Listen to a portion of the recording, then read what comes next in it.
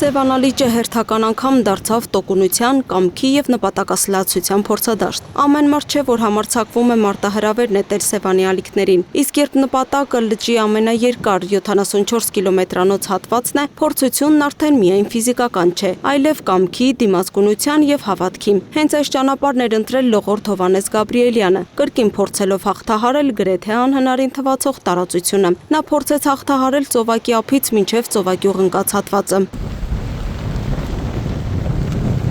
Այս տարվա փորձին նա մոտեցել էր ավելի մեծ պատասխանատվությամբ եւ մարտական տրամադրվածությամբ, սակայն անգամ ամենալավ նախապատրաստությունը միշտ չէ, որ բավարար է բնության մարտահրավերներին դիմակայելու համար։ Չնայած Հովհաննեսին չհաջողվեց ամբողջությամբ ավարտել 74 կիլոմետրանոց երթուղին, նրա փորձը չկորցրեց իր արժեքը։ Լողի ընթացքում նա պարբերաբար հիշեցնում էր մեկ կարևոր ուղերձ՝ չմոռանալ անապահով ընտանիքների մասին։ Արշավի նպատակն է հավաքել գումար, որպեսզի կառուցեն անվտանգ եւ արժանապատիվ տներ 3 ընտանիքների համար, որոնցից յուրաքանչյուրն ունի իր պատմությունը, կորստի եւ հույսի մասին։ Լողորդի այս նախաձեռնությունը սպորտային նվաճումից ավելին էր, այն նաեւ մարդկային կոչ էր հասարակության ուշադրությունը հրավիրելու աջակցության կարիք ունեցող մարդկանց խնդիրներին։ 7.5 կիլոմետր հաղթահարել էի,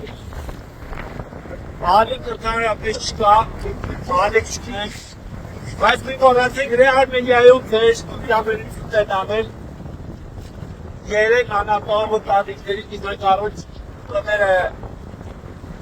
տների շնարհները հավաքելու համար։ Այս պատմությունը ոչ թե չստացված ռեկորդի, այլ չհանձնվելու մասին է։ Երբեմն հաղթանակը ոչ թե վերջնակետին հասնելն է, այլ կրկին փորձելու համարձակությունը, ոգեշնչելու ուրիշներին եւ սեփական օրինակով ցույց տալու, որ մեծ նպատակները սկսվում են առաջին հարվածից։ Հովհաննես Գաբրիելյանի համար սա պարզապես ավարտ չէ, այլ հերթական քայլը դեպի նոր փորձ եւ նոր հաղթանակներ։ Լուսինե Գրիգորյան, Free News, Ազատ լուրեր։